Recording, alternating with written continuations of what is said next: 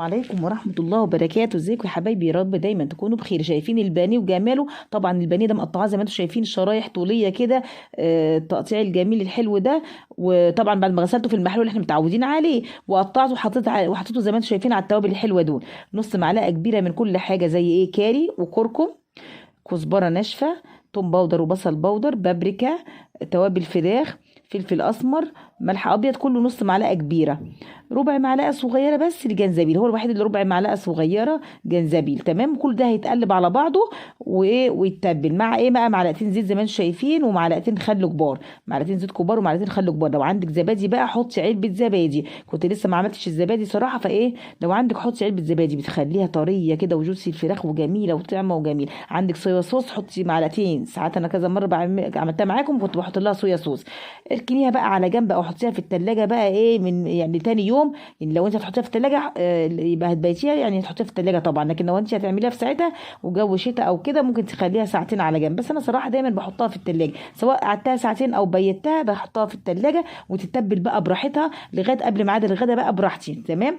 ادي زي ما انتم شايفين معلقة سمنة كبيرة. وهعمل بقى الرز بقى الجميل الحلو بقى اللي هو رز بالكاري. حطيت طبعا ايه اللومي، خرمتها وحطيتها الورق اللورا والحبهان والعود القرفه، تحطيه سليم او تقسميه نصين مفيش اي مشكله، ايه وتشوحيهم شويه في الايه في السمنه. وبعدين تحطي الزيت الرز بتاعك. طبعا انا دايما بعمل معاكم الرز البسمتي، الرز الهندي، الرز المبهر. المره دي بقى الرز مبهر بس بقى مش بسمتي، رز البلدي بتاعنا الجميل. رز البسمتي دلوقتي ب 60 جنيه يا جماعه، واقتصاديا الدنيا خربانه. فنعمل ايه بقى؟ يعني ما ناكلش شاورما بالرز بالكاري، لا ناكل رز بالكاري. يا سلام، رز بلدي ده ماله جميل وزي الفل زي ما انتم شايفين. كل الاضافات اللي بعملها في الرز البسمتي هي بس بدل ما بنحط رز بلدي بسمتي هنحط رز بلدي. بدل ما بنحط ميه للرز البسمتي كوبايه، يعني انت عايزه تحطي رز بسمتي هتحطي كوبايه الرز عليها كوبايتين ميه مغليه. لكن دوت طبعا انا ما بحطلوش بقى الكلام ده، الرز البلدي ما بياخدش ميه كتير زي البسمتي.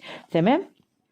بنقلبه بقى وتحط بقى شويه التوابل الحلوين دول. توابل ايه دي؟ بتروحي عند العطار بتقولي انا عايزه توابل الرز البسمتي او التوابل الايه المبهره دي بتاعت الرز البسمتي، فبيديكي. بحط معلقتين زي ما انت شايفه كده اهوت، ونقلبه كده لغايه ما الرز يخشول كده زي ما بتعملي اي رز، يخشول كده ويشرب الماده الدهنيه عشان يبقى مفلفل وحلو. ميه سخنه بقى في الكاتل، في الحله، في اللبانه اللي انت عايزه تسخني فيه سخني فيه. انا جايبه في الكاتل كده زي ما انتم شايفين ميه الله اكبر بتغلي. لو هتحطي ميه او شوربه تكون اهم حاجه سخنه. تمام. زي ما انتم شايفين هحط بقى ميه قد ايه، يعني بيزيد عن الرز كده يعني بعقلتين صابع ماشي. ومرق الدجاج، انا بحط مرق الدجاج. وطبعا عشان مرقه الدجاج بيبقى فيها ملح، وساعات البهارات بتبقى فيها ملح، فانا ايه مش هزود ملح كتير، يعني هدوبه كده وتشوفي الميه بتاعته مظبوطه. تمام. مش مظبوطه عايزه لها شويه ملح بتحطي.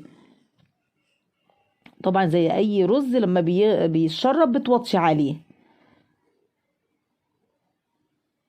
لقيتها محتاجه شويه ملح حطيت لها.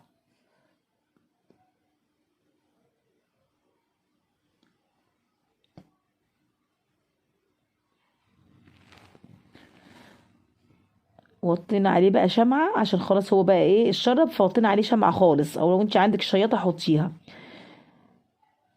جريل بقى، طاجن زي ما بعمل معاكوا، حله، طاسه براحتك، وحطيت معلقه سمنه كده. وطبعا ايه بقى هوزع بقى ايه، يا سلام يا سلام على الفراخ بقى وهي متبله ما شاء الله وشاربه من الصوص بتاعها بقى. هحط كده اهوت ايه واعمل لها صدمه كده، اوزعهم كده على الطاسه كده كلها او الجريل بتاعي ده، بحيث ان هي تاخد صدمه كده اهو.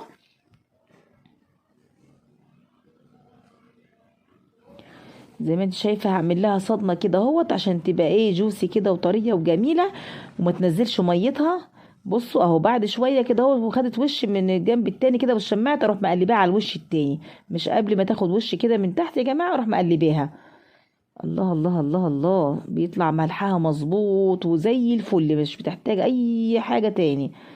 التوابل جميلة ومتظبطة، الملح مظبوط، ما بحتاجش الا ان اقطع بصلاية او بصلتين، يعني ده كيلو فانا هقطع بصلتين جوليانو، تقطيع جوليانو كده اهوت. التقطيع يريحك زي ما انت شايفه، بس انا بحب اقطعه كده اهو بعد ما تستوي الفراخ نص سوا. ليه نص سوا مش في الاول؟ انا مش عايزه البصل يدبل، انا عايزاه يبقى فيه قرشه كده وطعمه جميل يعني، واحس بيه بطعمه وانا باكله ما يبقاش دبلان خالص.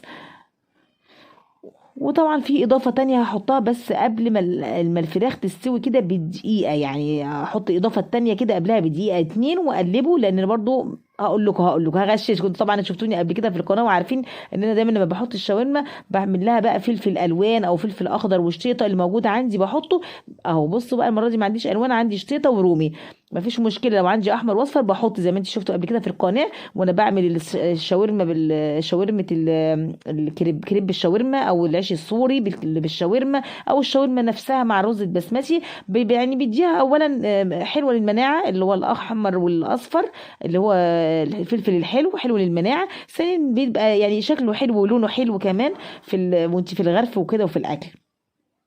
فبحطه في اخر دقيقه واقلبه تقلبتين وخلاص، بيبقى بقى ايه، ما يتبلش ما يبقاش يعني دبل الفلفل، ويبقى كده لونه جميل وطعمه جميل والكلام ده كله. طبعا الرز بسم الله ما شاء الله استوى زي ما انتم شايفين كده اهوت. بقى طبعا وانا بغرف هشيل بقى كل الحاجات دي اللي هو القرفه واللومي ورق اللورا والحبهان، لان ما ينفعش ان احنا واحنا بناكل كده نبص نلاقي حبانه تحت بقنا ولا الكلام ده كله، لا احنا بس خلاص خدنا طعمه وخدنا ريحته وخدنا الفايده بتاعته وهنرميه بقى واحنا بنغرف. قبل زي ما قلت لكم قبل ما يستوي الفراخ بدقيقه او باتنين بنحط الفلفل.